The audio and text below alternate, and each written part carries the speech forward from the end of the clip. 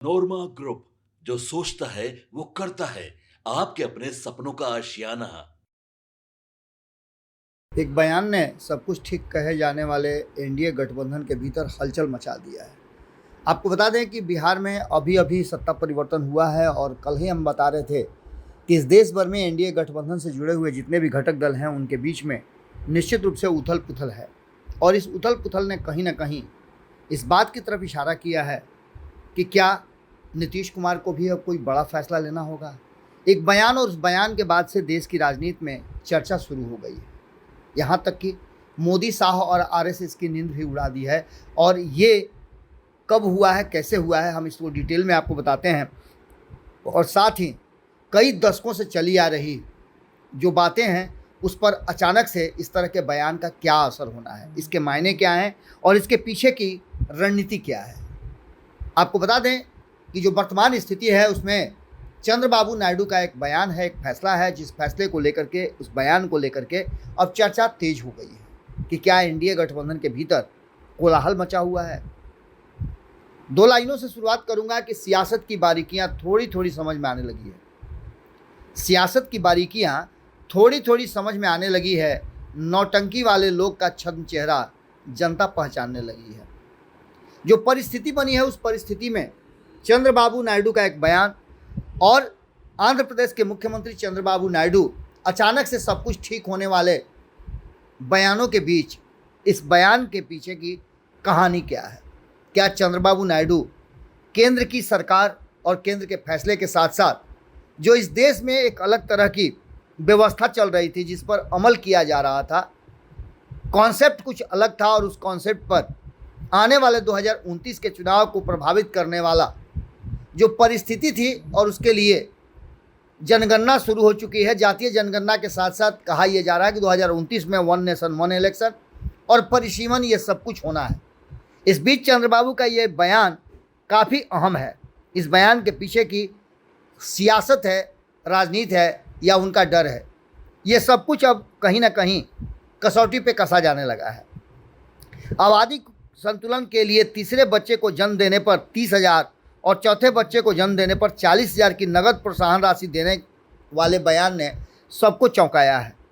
जिस देश में 2 बच्चों पर विराम लगा दिया गया है, परिवार नियोजन की बातें की जाती है और वहाँ इस तरह की बातें करना कहीं ना कहीं इशारा कर रहा है कि चंद्रबाबू नायडू की सोच कुछ अलग है।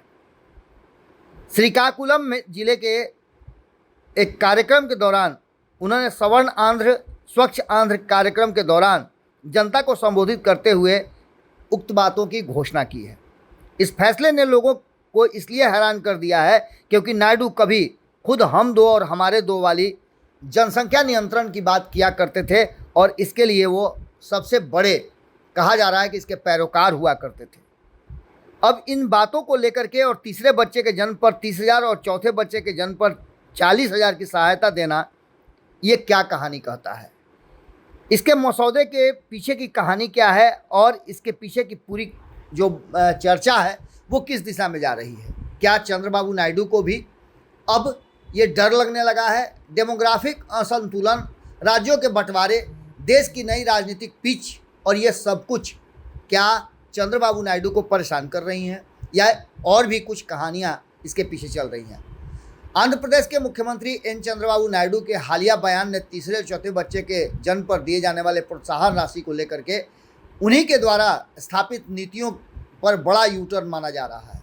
जिस देश के ने दशकों तक हम दो हमारे दो का और परिवार नियोजन का बुलंद किया है नारा, उस देश में इस तरह के बयान के मायने क्या कहे जाए। अब जबकि उन्होंने इस बात को कह दिया है तो निश्चित रूप से चर्चाएँ तो होंगी और ख़ास करके जब राज्यों के बंटवारे होते हैं, उसके हिस्से 2 होते हैं, तब की कहानियाँ भी याद की जाने लगी हैं। बिहार और झारखंड का बंटवारा हुआ, उसी तरह से आंध्र प्रदेश और तेलंगाना का भी बंटवारा हुआ। भविष्य की राजनीतिक परिदृश्य में को जोड़कर देखें तो इससे साफ साफ नज़र आता है कि जनसांख्यिकी मजबूरी साफ नज़र आ रही है। नायडू के फैसले की वजह क्या दक्षिण के राज्यों में जनसंख्या बढ़ाना और ख़ास करके कहा जाए तो उत्तर और उत्तर पूर्वी राज्यों में जो परिस्थितियां हैं वो साफ साफ नज़र आ रही हैं कि यहाँ यूथ का जो जनसंख्या है वो अधिक है और दक्षिण के राज्यों में बुजुर्गों की जनसंख्या अधिक हो गई है। परिवार नियोजन पर कड़ाई से पालन करने वाले राज्यों को लेकर के अगर देखें तो इसकी चर्चा हम पहले भी आपको कर चुके हैं कि परिसीमन के बाद इन राज्यों की जो सीटें हैं वो घट रही हैं, इसको लेकर के काफ़ी चिंताएं हैं। दूसरी तरफ आंध्र प्रदेश की कुल प्रजनन दर फर्टिलिटी जो है वो गिर करके 1.5 पर आ चुकी है, जो कि जनसंख्या को स्थिर रखने के जरूरी मानक माने जाते हैं। इसके लिए 2.1 से बहुत कम है। इसके साथ साथ आपको बता दें कि अगर यही ट्रेंड रहा तो साल 2047 तक आंध्र प्रदेश की 23% आबादी जो है वो 60 वर्ष के ऊपर हो जाएगी और ये कहीं ना कहीं पूरी तरह से परेशानी का सबब बन गया है। इसके पीछे एक बड़ा रिसर्च है और अब इन बातों के साथ साथ जोड़ के देखा जा रहा है इसे राजनीतिक चश्मे से भी। आपको बता दें कि आंध्र प्रदेश और तेलंगाना का बंटवारा हुआ था, उसके असर साफ साफ दिखाई दे रहे हैं। राज्यों के विभाजन ने क्षेत्रीय राजनीतिक संसाधनों, राजनीतिक शक्ति के संतुलन को पूरी तरह से बदल दिया है। बिहार का बंटवारा झारखंड के साथ हुआ था और बिहार से झारखंड जब 2000 में निकल करके आया था तो काफ़ी बिहार को आर्थिक नुकसान हुआ था, जिसका दंश आज भी बिहार झेल रहा है। पिछड़ी राज्यों में बिहार का एक बड़ा अटल बिहारी वाजपेयी की सरकार का ये फैसला था और इस फैसले का विरोध लालू प्रसाद ने जम करके किया था। उन्होंने इस बात को लेकर तब से ही लगातार कहना शुरू कर दिया था कि अब बिहार को विशेष राज्य का दर्जा और विशेष श्रेणी देने की ज़रूरत है, लेकिन ऐसा हो नहीं पाया। और ऐसी स्थिति में सीधा सीधा ये कहा जा सकता है कि जो वर्तमान स्थिति बनी है वो कहीं ना कहीं इशारा कर रही है कि बिहार और बिहार की राजनीति जिस तरह से प्रभावित हुई उसी तरह से आंध्र प्रदेश में भी चंद्रबाबू नायडू की सोच इसी तरफ है। जब बिहार का बंटवारा हुआ था तो झारखंड के पास सारे मिनरल चले गए थे।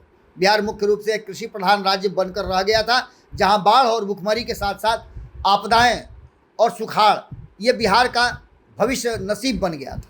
बंटवारे के बाद बिहार के पास क्षेत्रफल कम बचा था, लेकिन जनसंख्या का घनत्व तो काफ़ी था। प्रजनन दर भारत में सबसे ऊंची बनी रही। इसके चलते बिहार को आज भी भारी मानव संसाधन लेकिन कम राजस्व के संकट से जूझना पड़ता है। आंध्र प्रदेश से तेलंगाना का अलग होना 2014 में ये भी एक बड़ी घटना थी और इस घटना को कहीं ना कहीं अंजाम देने वाली भी भारतीय जनता पार्टी थी। आंध्र प्रदेश के बंटवारे से उसका सबसे बड़ा राजस्व स्रोत यानी हैदराबाद शहर तेलंगाना के पास चला गया था। चंद्रबाबू नायडू को अमरावती के रूप में एक नई राजधानी और नए सिरे से आर्थिक साम्राज्य खड़ा करने की स्थिति आई थी, जिसको आपको पता होगा कि अमरावती को विकसित करने के नाम पर क्या क्या हुआ था और इसको लेकर के कितनी डिस्टेंस बढ़ गई थी भारतीय जनता पार्टी और चंद्रबाबू नायडू में। इस विभाजन के बाद आंध्र प्रदेश के पास वित्तीय संसाधन सीमित हो गए थे और अब उसे अपनी आर्थिक प्रासंगिकता बनाए रखने के लिए मानव पूंजी यानी युवाओं की ज़रूरत थी, जिससे कि वो खड़ा हो सके। अब ऐसी स्थिति में ये फैसला राज्य हित में है या फिर इसके राजनीतिक मायने हैं, इसकी चर्चा शुरू हो चुकी है। चंद्रबाबू नायडू के फैसले बिल्कुल भारतीय जनता पार्टी और केंद्र की सरकार के उलट है। देश में जो एक अलग तरह का माहौल चल रहा है परिवार नियोजन को लेकर के, उससे अलग है। तो वहीं नीतीश कुमार भी अब इस पर सोचने के लिए विवश हो रहे हैं। आपको बता दें कि दक्षिण भारतीय राज्यों आंध्र प्रदेश, तमिलनाडु, केरल ने बीते दशकों में केंद्र सरकार की नीतियों को मानते हुए परिवार नियोजन को कड़ाई से लागू किया था, लेकिन अब यही उसके लिए सबसे बड़ा कारण बनता जा रहा है। आबादी के आधार पर परिसीमन हुआ तो उत्तर भारत के लोकसभा सीटों की संख्या काफ़ी कम हो जाएगी, बढ़ जाएगी और दक्षिण भारत की सीटें कम हो जाएंगी। ऐसे में सीधी तौर पे इनकी चिंताएं जायज़ लगती हैं। दक्षिण भारत अपनी आबादी को और कैसे बढ़ाए, देश की राजनीति में अपनी आवाज़ और हिस्सेदारी को खत्म न होने दे, ये सब कुछ कहीं ना कहीं इस सोच और इस फैसले के साथ जुड़े हुए नजर आते हैं।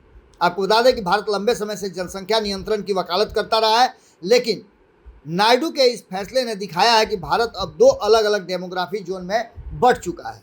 निश्चित रूप से अगर ऐसा होता है तो भारतीय जनता पार्टी का जो अश्वमेध का घोड़ा है वो जब दक्षिण की तरफ बढ़ना शुरू कर चुका था उस पर विराम लगेगा। उत्तर भारत में बिहार, यूपी आदि जैसे राज्य हैं जहां जनसंख्या नियंत्रण और संसाधनों के सही वितरण पर ध्यान देने की ज़रूरत है, तो वहीं दक्षिण के राज्यों में जनसंख्या बढ़ाने की बात चल रही है। अब ऐसे में सीधी तौर पे ये बात कही जा सकती है कि इस कहानी में चंद्रबाबू नायडू के फैसले ने कहीं ना कहीं नीतीश कुमार को भी परेशान जरूर किया होगा।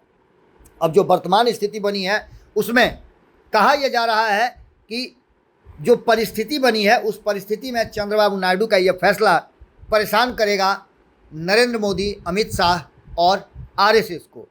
बुजुर्ग होते दक्षिण के राज्य अब अपने लिए एक नई सोच पैदा करना चाहते हैं और इसके राजनीतिक मायने भी आप समझ रहे हैं।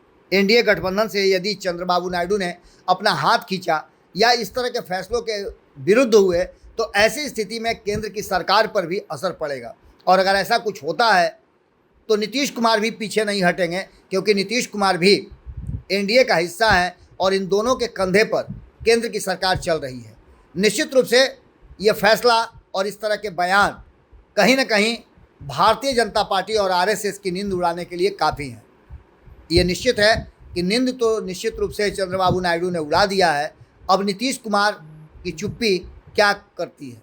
हालांकि ये इतना आसान नहीं होगा, लेकिन फिर भी जब चर्चा हुई है कहीं ना कहीं धुआं है तो आग लगी होगी। देखना दिलचस्प होगा कि आने वाले समय में इस देश की राजनीति और बिहार का जो मूड है वो किस तरह से इस पूरे मामले को देखता है। चंद्रबाबू नायडू ने तो फैसला कर दिया, अब नीतीश कुमार को देखना है कि इस फैसले पर उनके बयान क्या आते हैं और केंद्र की भारतीय जनता पार्टी और एनडीए की सरकार क्या फैसला लेती है। जुड़े रहिए भारत लाइव के साथ, खबरों का सिलसिला लगातार जारी है। बहुत बहुत धन्यवाद, नमस्कार। आपके सपनों को हमने सजाया है, ई होम्स पैनोरमा को हमने बनाया है। ई होम्स मेरा एक सपना था जिस पे मैं पिछले 4 साल से काम कर रहा था। हमने जो बनाया है वो सबने है माना। ई होम्स पैनोरमा में हो आपका भी आशियाना। और फाइनली हमने 2021 में इस प्रोजेक्ट को लॉन्च किया। बहुत लोग अप्रिशिएट कर रहे हैं कि पूर्णिया जैसे शहर में, बिहार के, एक तो बिहार की बात करें उसमें भी पूर्णिया जैसे छोटे जगह में इस तरह का लाइफस्टाइल देना, ये सुन के हम लोगों को बहुत अच्छा लगता है। ई होम्स में हमने कुछ और भी किया है, जैसे हम जिस जगह में रह रहे हैं हमारे फैमिली सिक्योर हो, उनको सिक्योरिटी का ध्यान में रखा है। आपकी सुविधा और सुरक्षा आपके लिए खास है, ये आपका विश्वास है। इसमें आर्टिफिशियल इंटेलिजेंस का 7 लेयर सिक्योरिटी का हमने इस्तेमाल किया है। लस ग्रीन कैंपस को बनाया है। यदि हमारा बाउंड्री वाल है तो वो वर्टिकल गार्डन है। ये जितने भी फैसिलिटी होता है एक इंटरनेशनल टाउनशिप में ई होम्स है, ये हम लोग विश्वास नहीं कर पा रहे हैं। जो भी हमारे मित्र, दोस्त या जो भी हमारे बाहर के बाहर आते हैं तो हम लोगों को बहुत अच्छा सुनने को मिलता है और बहुत अच्छा क्रेडिट मिल रहा है। वो सारा हमने सिर्फ एक बिल्डिंग नहीं बनाया, हमें एक बहुत अच्छा लाइफस्टाइल दिया ई होम्स में, और मेरा एक सपना था जिसको मैं आज फुलफिल होते हुए देख पा रहा हूँ। ये आपका आवास है। ई होम्स पैनोरमा में अब आपका निवास है। E homes panorama, luxurious lifestyle redefined.